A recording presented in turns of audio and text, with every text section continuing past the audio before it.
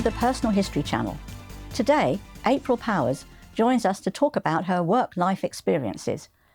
Most of our viewers will probably recall that April was a senior foreign diplomatic advisor at the time of Margaret Thatcher's government, and I'm sure we'll have many interesting stories to tell. Welcome, April. It's good of you to share your time with us. Oh, thank you. It's nice to be here in your very comfy chair. You must have had a fascinating insight into the workings of the Foreign Office, particularly during the time of our First Lady Prime Minister. Yes, I did. It was a real thrill. I had my own desk, a proper file of facts, and a key for the executive toilet. Mrs. Thatcher was known as the Iron Lady. Can you tell us a little about the origins of the name? Well, the name came from Russia. You'll probably recall that Mrs. T's parents ran a shop. They sold pots and pans.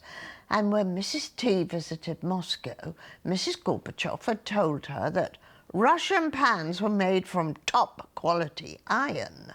So Maggie bought a dozen very heavy iron pans. She carried them on her back all the way back to the airport. Old Gorby was so impressed with her stamina that he called her his Iron Lady. Really? Is that true? Absolutely. I was there. And as you know, diplomats never tell lies. Yes, I've also heard that from other diplomats. But isn't it the case that sometimes there is a tendency to be a bit flexible with the truth? Not at all.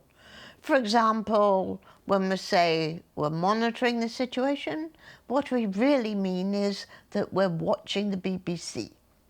And when we say we're seeking clarification, it simply means we've switched over to Sky News to see what they're saying. That's not telling lies or even being flexible with the truth. It's being totally honest. Goodness. Are there any more examples of total honesty? Oh, yes. If we say the situation is tense but normal, it means we haven't got a clue what's going on. And when we say the situation is unchanged, it means we still don't have a clue what's going on. Ah, so the idea that diplomats are dishonest is just media hype. Yes, and media hype is another example. You see, when we say it's just media hype, it means that we knew that, but we didn't know that they knew it as well. But I really shouldn't be telling you about these things. They're proper official secrets. And if I say much more, I'll probably go straight to jail and not collect my £200 when I pass go. OK. Perhaps instead you could tell us about any famous or interesting people you've met. Oh, yes. There was this one time I actually dated President General Leopoldo Galtieri. The Argentinian president? That's impressive. It must have been exciting. Did you meet him in London? No, I was based in Argentina. At the time, I was a senior British negotiator with the Argentinians. Wow, I wasn't expecting that. I got a personal visit from one of his generals who said that Mr. Galtieri wanted to meet me that evening. Me? Of all the people he could have asked, he asked for me. I remember I was quite stuck as to what to wear. Should I slip into the red velvet dress or maybe wear my colonel's uniform? My word, you were a colonel? Oh, no, it belonged to Colonel Thomas Jeffreys. Obviously, before he got dishonourably discharged. I always called him my colonel. He used to leave his uniform in my house in case he, well, you know. Anyway, in the end, I wore a bright blue dashing trouser suit. It matched my eyes perfectly. And when I arrived, Mr. Galtieri was dressed in full military regalia. I began to wish I'd worn my colonel's uniform. He had a feast of food on the table, and he offered me light snacks and wine. Oh, it was a wonderful evening. So what types of things did you talk about? Oh, just the usual chit-chat you get on a first date. You know. It really was a date. You weren't there to talk business. No, it was definitely a date. Tell us more about the chit-chat. Well, his English was not very good. Sometimes it was a bit of a struggle to understand everything he said. And I couldn't speak a word of Argentinian. Oh, you don't speak Spanish? No, I wasn't in Spain. I was in Argentina. And as I said, I don't speak a word of Argentinian. He asked about my endurance, which at first seemed very promising, but then he said he wanted to know where the endurance had gone. Well, I was taken by surprise. I mean, what can you say? It was a first date, so I told him the truth, that as you get older, one's endurance is just not as good as it used to be. Do you think perhaps he was asking about HMS Endurance, the British naval patrol boat, fitted with listening equipment? Oh, no, I'm sure it wasn't. I think he was just checking me out. Right. He did ask about the size of fleet the UK had. I clearly remember him saying that because I thought he said, "What size feet do you have?" And I was half hoping he was going to present me with some El Boyero shoes. You know, those nice little suede ones with the stitched designs. And did he? No, I was actually quite disappointed. And then he asked a really odd question. Did I have any long-range bombers?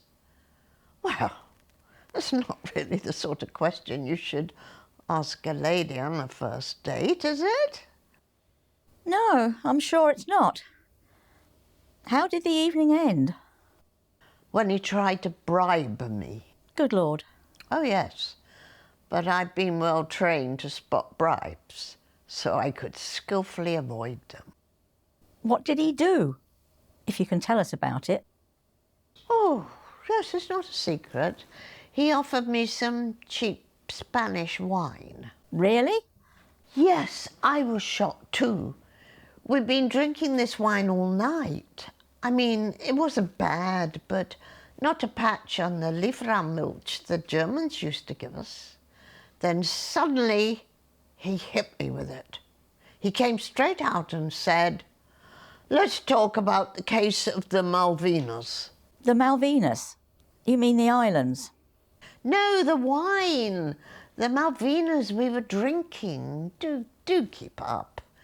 It was obvious he was offering me a case of cheap wine. And by this time, his general was also in the room, so I didn't want to offend anyone. This was where my quick-witted, highly skilled training came in handy. I had to think fast, so I said, "The UK government is not keen on having the Malvinas, so thank you, but you can keep it." Wow. You actually said that? My strategy, to be firm, worked. Suddenly, they all seemed happy, patted me on my back, and they shook my hand. Oh, I was so pleased that the evening passed off so well. Although it was a bit of a shame I didn't get asked on a second date. When exactly was this meeting? At the end of March 1982. I remember it was just a few days before Argentina invaded those islands. The Malvinas? No, it was the Falkland Islands. It's a good job you're not in the Foreign Office, otherwise we'd be in a real pickle. Well, that's a very interesting story. I take it that soon after that, the civil service retired you? Oh no, they couldn't do without me. I've had lots of special assignments since then. I met with Saddam Hussein for peace talks just before the first Gulf War. And then I met him again for more peace talks just before the second Gulf War. I see. So when did you retire? Well, the thing is that when you've dealt with some very complex and sensitive situations and accumulated a wealth of experience such as those that I have, the civil service will never let you go. You see, there's always a demand for highly capable and experienced people like me, whatever their age. You mean you're still working? Oh, yes. I could never retire.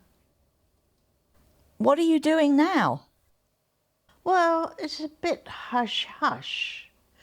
But between you and me, they were so pleased after I planned the recent Allied troop withdrawal from Afghanistan that I've been now asked to lead the peace negotiations between Russia and the Ukraine.